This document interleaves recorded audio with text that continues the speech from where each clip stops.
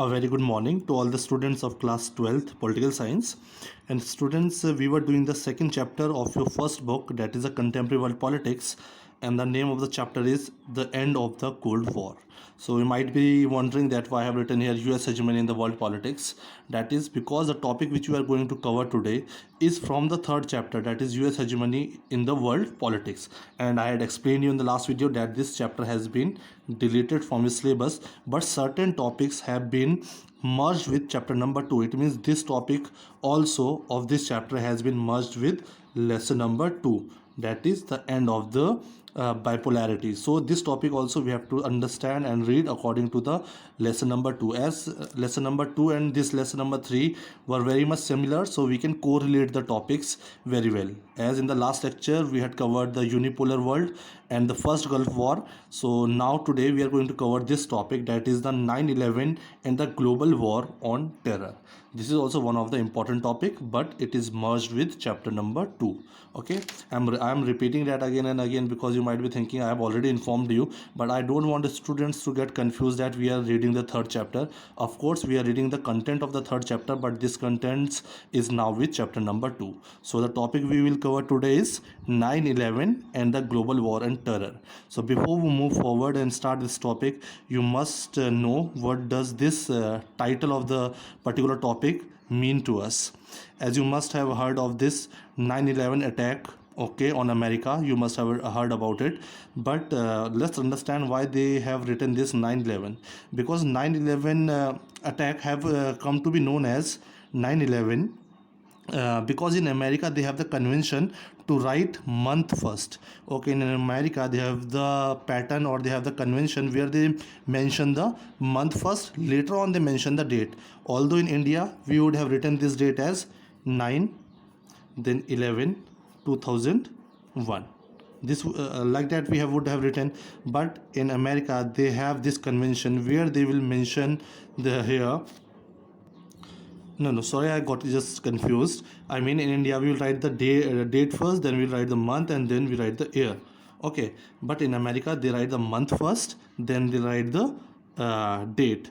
Okay, so it means this incident that was attack on America that happened to be on 11th September. That is 11, and this is the month 9th. But in short, it is called 9/11 attacks and the global war on terror. So today we are going to understand this particular topic.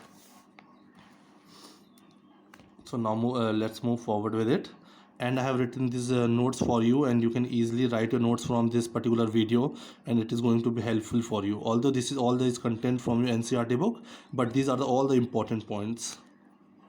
So we start with this topic on 11th September 2001. Okay, 19 hijackers hailing from a number of Arab countries took control of 4 commercial aircrafts shortly after their takeoff. So now what happened on this date, 11 September 2001? But you have to understand why they have written 9/11. The reason I have told you that in America they have the convention where they mention the month first and later on they mention the date. So but the real date is 11 September 2001.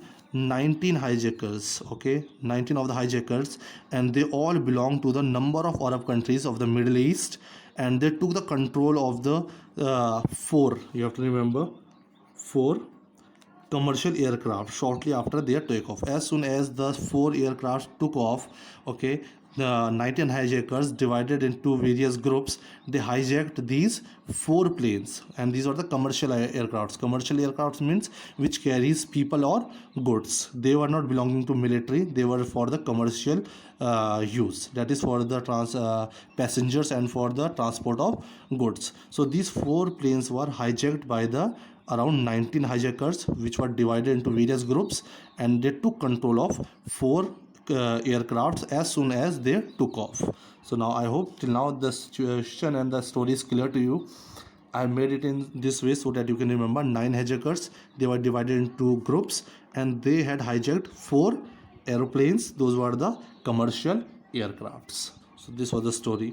Now what happened, After that, they had crashed these four planes one by one into the important buildings of US. Okay, those were the really important buildings of US, which would, it means these hijackers in advance had well planned everything, that to which buildings they are going to crash which particular commercial aircraft. So their targets were already pre-planned, and you can see this chart I have drawn, and this chart shows the pre-planned areas where they had crashed those planes. So the first plane was crashed to this World Trade Center. You must have heard of this. This is a most important trade center of US America, and it has got two towers, big towers, and both these towers were crashed and demolished with this crash. So one plane demolished northern tower, and the other plane demolished the southern tower, and those two towers are the economic hub of New York City. So if you see the location of World Trade Center, it is at the New York City, and this city is is the identity, or we can say symbol of World Trade Center was a symbol of economic hub of America, or New York City. So this was one of the important centers in terms of economy. That is why this area was targeted, and both its north and south towers were crashed and demolished. So two planes were crashed here. Now two planes were left. So the third plane, that is the third plane, it was crashed to this important building, which is in relation to the Defense Department, Pentagon building. The name of the building is Pentagon building, and the area, its location is in Arlington. Okay, Pentagon building in Arlington, and this is the US Defense Department. So can you believe it, this that they had planned it in such a way that they had attacked their economic hub, they had attacked on their defense area, that is the Defense Department. So total three planes have been crashed, two one into northern tower, another to the southern tower of the World Trade Center, and the next third plane was crashed to US Defense Department, and the fourth attack was on the Capitol building of US Congress. Capitol building, it is like a US Congress, like we have our parliament. In the same way, they have their Capitol building. So the target was Capitol building, which was a political hub, we can say political center, from where they had managed their administration. So they wanted to attack this building, Capitol building, okay, at Pennsylvania. But fortunately, this target was unsuccessful, as before reaching the target, that is the Capitol building, that fourth aircraft landed on an open field at Pennsylvania. It means three planes had already spot on target. They were on target. They had destroyed these important buildings, North Tower, South Tower, and Pentagon building. But the fourth plane was not able to achieve its target, and fortunately, this Capitol building was saved. And that aircraft was landed on the open field of Pennsylvania. Okay, so these were the four type of, so you need to know this chart. If you know this, you can write a very good answer. And remember the date, remember the number of hijackers, 19 hijackers. They were from the hailing from the different Arab countries. Okay, they were divided into groups, and in groups they had hijacked four commercial aircrafts. So this is the important information till now. And this was the economic hub, this was the US Defense Center. It was like a parliament to India. In the same way, this was the parliament of America, and the location is in Pennsylvania. Okay. Okay, as we know, these 19 hijackers or terrorist group, they all belong to the Arab countries. But still, the man behind this master plan, who was the man behind, who was the master of this plan? So the man behind this 9/11 terrorist attack. So now when I'm using this term 9/11, it means I'm talking about the incident which happened on 11th September 2001. And in America, we have the convention of writing this as 9/11. So that is why we are using it 9/11. So the man who was behind, the mastermind who was behind this planned attack on America, okay, one of the most superpower at this particular time. So the terrorist attack was Osama bin Laden. So you have to remember this name, Osama bin Laden, and most of you must be knowing it. So the man behind this particular attack, who had planned everything, that how things will be going on and what will be the targets, that all was decided and executed with the help of Osama bin Laden, of the terrorist group. This person, he belonged to a terrorist group, that is Al Qaeda. So these are the familiar words you must have heard in the news, or you must have read in the newspapers recently also. It keeps coming. So this was the terrorist group of Afghanistan, Al Qaeda, and Osama bin Laden was a member of that, and he was a mastermind behind this terrorist attack. So what happened after this terrorist attack? Although he was not physically a part of this, out of these 19 hijackers, he was not there in those hijacked planes, but he was a mastermind. He had planned everything. He has sent those 19 hijackers. So America was in search of this person. That is why, after a manhunt of 10 years, so for the long 10 years, America was searching for him, and it was a manhunt of for 10 years. Osama was found, and he was killed by American special forces. So in after 10 years, he was found by the American special forces. In which region? In Pakistan he was found, and the date was May 2nd, 2011. In 2001 he had that attack, and in 2011 American special forces found him in Pakistan on May 2nd, and he was killed there. So this is the story. I think this is very much clear to you now about the incident of 9/11, and if any question comes, easily you will be able to answer that. Now, after this incident, we are trying to cover that what was the impact of this attack on American society. So in 9/11 attack, 3,000 people were killed. So we are trying to calculate how many people were killed. Around 3,000 people were killed when the planes were clashed and flew and crashed into these buildings. Around 3,000 people were killed. Now they have compared this, that such incident had never taken place on the grounds and on the soil of America. So this was the very first time where so many people died in a particular attack from outside power. So they have compared this, that highest since, so these 3,000 people, killing of these 3,000 people, this ratio, this number was the highest since 1776 US independence. It means in the period of US independence freedom struggle, still there were not killing of so many people. For when they were fighting for their independence, there were not so many killings.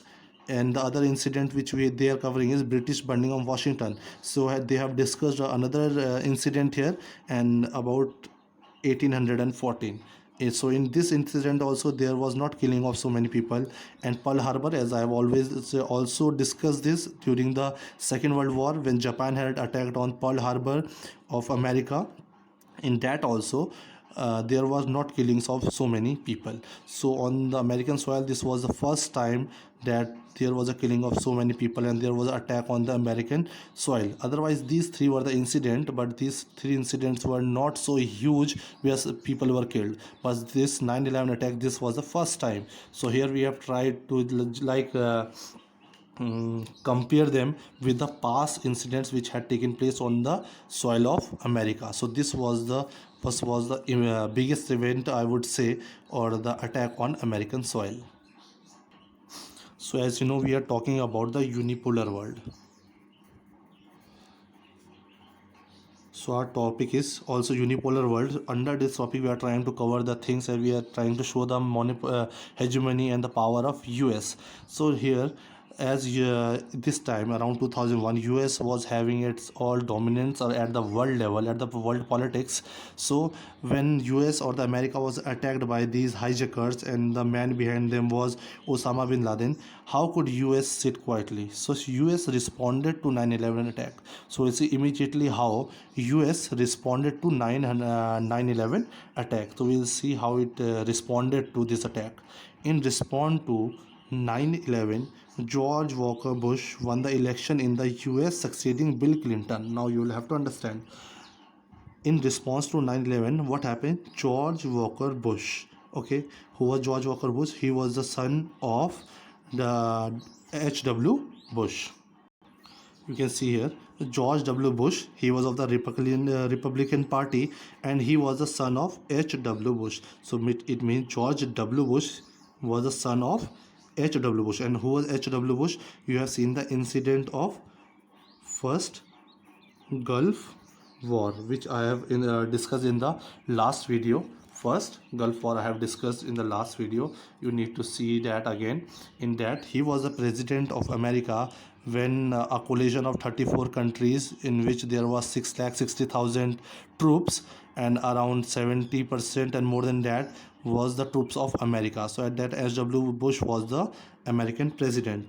But when this attack happened in America, at that time George W. Bush, who was the son of H.W. Bush, was the president, and they both belong to the Republican Party. Other party is Democratic Party. These are the two parties of America. You need to keep in mind. Okay. So what happened here? After H.W. Bush, Bill Clinton was the president of America. But after Bill Clinton, recently, when this in this attack, after this attack, George W. Bush was elected as the president. So the response we are talking about all happened under the leadership of H.W. Bush. So in response to 9/11, George Walker Bush, that is George W. Bush, won the election in US, succeeding Bill Clinton. It means he succeeded Bill Clinton. So after Bill Clinton, George W. Bush became the president now. Okay. He was swift and ferocious, hard views. It means he had hard views, hard politics. He was more focused on the international politics and increasing his military power. He wanted to respond in a very ferocious manner. Although if we talk about Bill Clinton, he was of the soft nature. He took more interest in the internal affairs of the country. Okay. So US launched Operation Enduring Freedom. So under the leadership of this president, new elected president, that is George W. Bush, US launched the Operation Enduring Freedom. So now you always keep in mind when we talk about the response of US after the attack of 9/11. So the response was through a operation, and this operation was Enduring Freedom against those suspected behind attack. So this operation was against all those people who were suspected behind this attack of 9/11, mainly Al-Qaeda and Taliban regime, which were the terrorist groups of Afghanistan. And this started in 7th October 2001. As I told you, there was a manhunt to find Osama bin Laden for around 10 years, and finally he was killed in 2011, that is 2nd May 2011. But just after the attack, this attack happened on 11th September 2001. 11 September 2001. Okay, there was attack on America. But soon after this, October 7th October, they had started an operation, and the name of the operation was Enduring Freedom, where they were searching for all the suspected people, suspected terrorists who were suspected to be behind this 9/11 attack.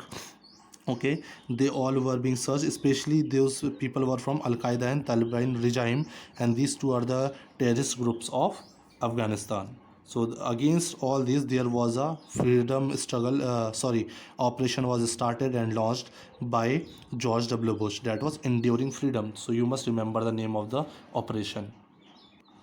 So what were the aims and targets and objectives of this particular operation which was launched, that is Enduring Freedom? So let's see some of the targets. So the objectives and aim of this operation was to put an end to the Taliban regime. So now America wanted to finish off all these terrorist group which belong to Afghanistan. Okay, so their roots belong to Afghanistan. So this Taliban regime and this Al-Qaeda, these were the terrorist groups in Afghanistan. So now US under the leadership of George W. Bush wanted to finish off and put an end to these terrorist groups, so that they could not attack and in the same way as they had attacked the most powerful country in the world in around 2001. So they did not wanted such events to happen in future to any part of the world. So they wanted to finish these two groups. Okay, so they did air strikes. So now they were using their air forces. They are making air strikes they were attacking all the locations which were suspected to be the locations of these Taliban regimes or Al-Qaeda, as they were hidden.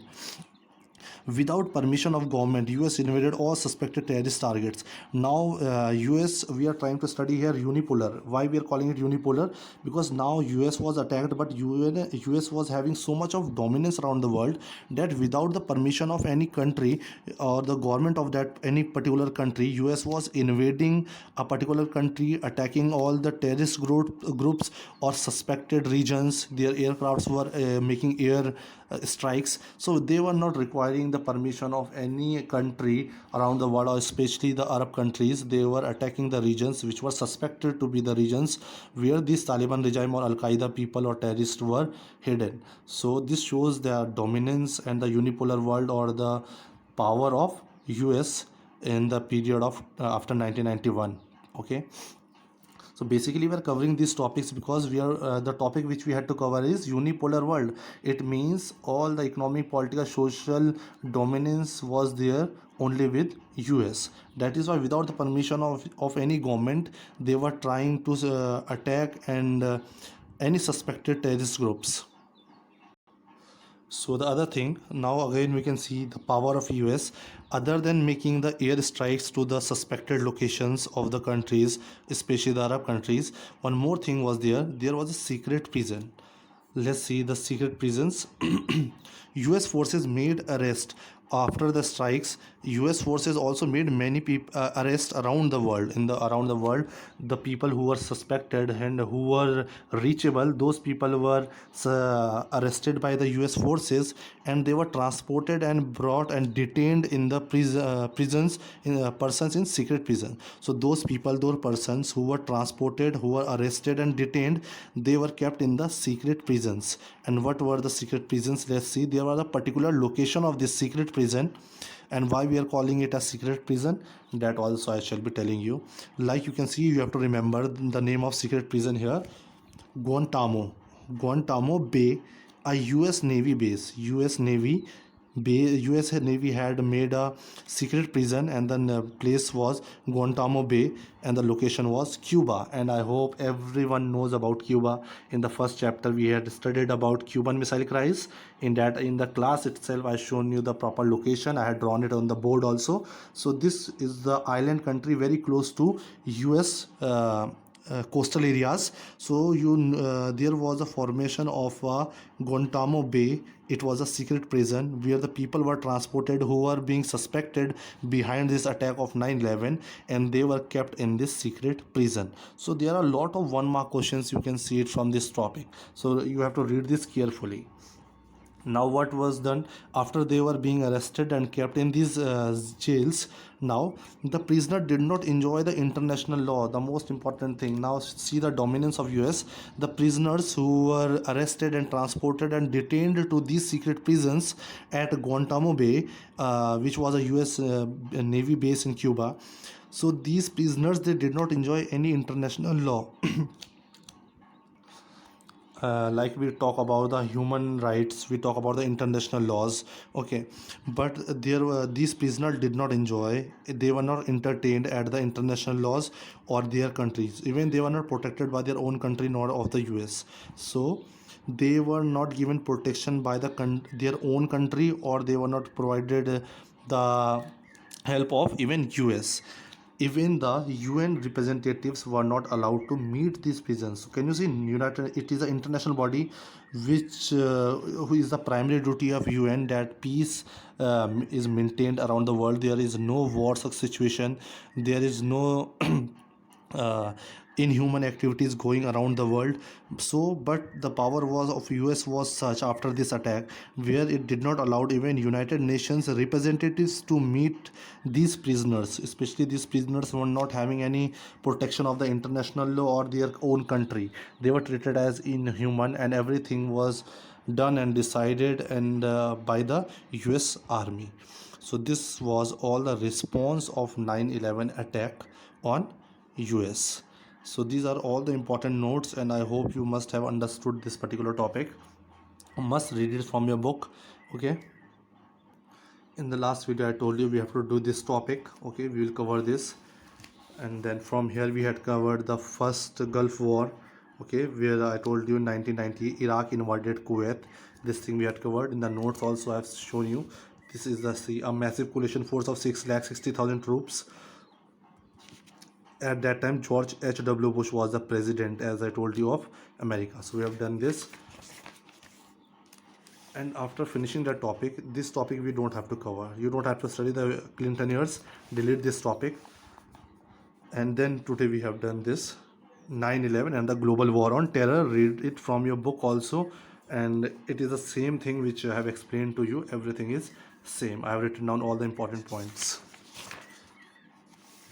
Then you can also see here I have covered this point also. US response, and response in terms of the operation enduring freedom. You must know what do there can be a simple question, what do you understand by operation enduring freedom? So you must know it was a US response to 9/11 attack. Okay, so what was done under this, what was the type of secret prisons, that all you have to cover here. Guantanamo Bay, everything I have written down the notes for you, but now you will read the content. It will be all very easy for you to understand.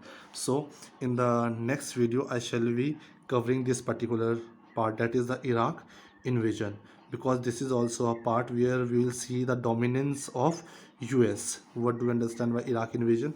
We'll cover this topic you have to do. Then although we have to know the meaning of hegemony, but this topic we will not do. What does hegemony mean? Okay, I will explain you. I have already explained you this, because there were the three type of hegemony, as hegemony is hard power, soft power, and structural power. That content is not a part of our syllabus now. Okay, see, hegemony as a structural power, no. Now we don't have to do these pages. Hegemony is a soft power, see, this also we don't have to do.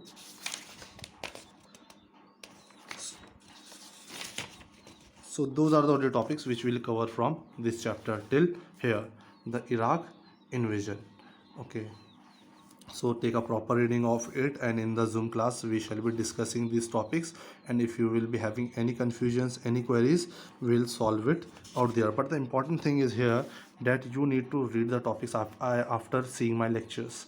The same thing I have covered, and it is in very easy language, and you will be able to understand easily. Okay, now I'm ending this video, and in the next video we'll move forward with this chapter. But thing you have to remember, these are the topics of the third chapter, but we have to study under chapter number 2, that is the end of bipolarity.